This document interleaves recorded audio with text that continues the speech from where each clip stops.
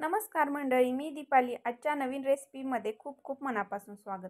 आज आपण इथे मस्त असे क्रिस्पी कुरकुरीत वांग्याची कापची रेसिपी बघणार आहोत.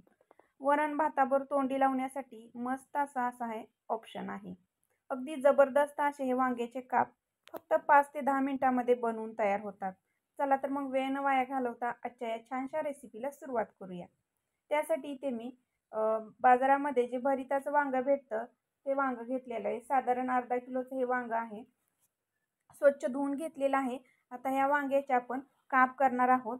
मी ते दाखवत आहे त्याप्रमाणे वांग्याचे आपण काप करून घ्यायचे आहेत. साधारण 4 ते 5 सेंटीमीटरच्या अंतरावर हे वांग्याचे काप असे आपण करून घ्यायचे आहेत.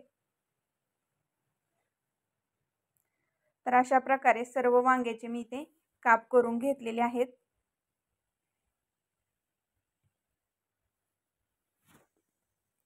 आता आपण कोटिंगसाठी एका प्लेटमध्ये 1 चमचा हळद, 1 चमचा लाल मिरची पावडर, 1 चमचा धने पावडर आणि 1 छोटा चमचा जिरे पावडर आणि चवीनुसार मीठ घालून घ्यायचं आहे.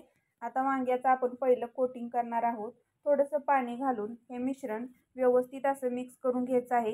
हे मिश्रण बनवताना थोडंसं असं पातळच बनवायचं आहे, म्हणजे जे वांग्याचे आपण काप केलेले आहेत त्याला व्यवस्थित हे मिश्रण कोट होतं.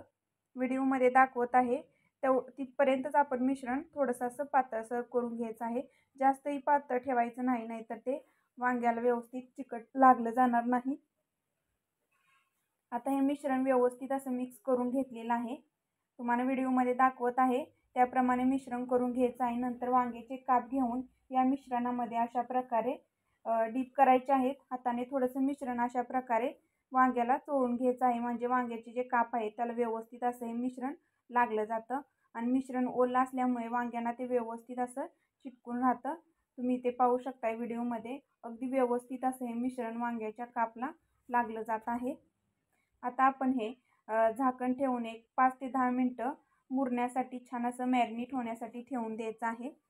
तोपर्यंत आपण वांग्याच्या कापला जे दुसरं कोटिंग वरून लावणार आहोत ते करून घेऊया. इथे मी बारीक रवा घेतलेला आहे, साधारण 1.5 कप.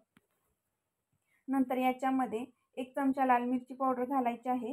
फक्त रवा वापरायचा नाही, थोडंसं लाल मिरची पावडर, हळद घालायची आहे, म्हणजे खाताना छान टेस्टी वरून क्रिस्पीपणा येतो आणि खातानाही छान टेस्टी लागतात. आता सर्व व्यवस्थित मिक्स करायचं आहे. मीठ टाकताना अगदी थोडंसं मीठ टाकायचं आहे, कारण आपण मॅरिनेट केलेलं आहे त्याच्यामध्ये मीठ टाकलेलं होतं. आता एक 10 मिनटं झालेली आहे. तुम्ही ते पाहू शकताय वांग्याचे काप मस्त असे मॅरिनेट झालेले आहेत. मिठामुळे पाणी देखील आपल्या ह्या कापना सुटलेलं आहे. आता आपण याच्यामधून एक एक अशा प्रकारे वांग्याचे काप घ्यायचे आहेत आणि ह्या मिश्रणामध्ये अशा प्रकारे घोळवून घ्यायचे आहेत. वांग्याचे काप थोडेसे ओलसर असल्यामुळे तुम्ही इथे पाहू शकताय कोटिंग व्यवस्थित होत आहे. मस्त असं कोटिंग या कापला व्यवस्थित असं लागलं जात आहे. तुम्ही ते पाहू शकताय. अशा प्रकारे सर्व जे वांग्याचे जे काप आहेत ते मी ते कोट करून घेत आहे.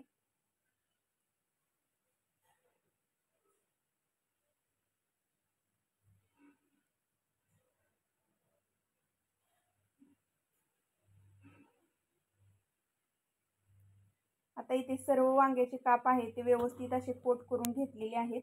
तर इथे मी गॅसवर एक तवा ठेवलेला आहे. आता ह्या तव्यावर अगदी थोडंसं तेल टाकून घ्यायचं आहे. आपण हे शालू फ्राय करणार आहेत. तुम्हाला जर डीप फ्राय करायचे असतील तर तुम्ही करू शकता. आता तयार करून घेतलेले जे वांग्याचे जे काप आहेत ते अशा प्रकारे तव्यावर तेल टाकून त्या तेलावर हे काप ठेवून द्यायचे आहेत आणि गॅसची फ्लेम आता इथे आपल्याला मीडियम करायची आहे. मीडियम गॅसच्या फ्लेमवर हे वांग्याचे काप एका साईडून मस्त असे थोडेसे क्रिस्पी होईपर्यंत आपण हे भाजून घेणार आहोत. एक 4 ते 5 मिनटं लागतात एका साईडून मस्त क्रिस्पीपणा येण्यासाठी. आता पलटी करण्याच्या अगोदर वांग्याच्या कापवर वरून थोडं थोडं तेल टाकून घ्यायचं आहे आणि हे काप आपण पलटी करून घेणार आहोत. तर तुम्ही इथे पाहू शकता एकदम जबरदस्त असे आपले हे वांग्याचे काप भाजले जात आहेत. मस्त असा क्रिस्पीपणा वांग्याच्या कापला खालून आलेला आहे. आता हे सर्व वांग्याचे काप मी पलटी करून दुसऱ्या साईडूनही छान असे क्रिस्पी होईपर्यंत भाजून घेते. साधारण 4 ते 5 मिनटं एका साईडून दुसऱ्या साईडून असे हे वांग्याचे काप आपण भाजून घेणार आहोत. तर इथे तुम्ही पाहू शकताय एकदम छान असे आपले वांग्याचे काप भाजले जात आहेत.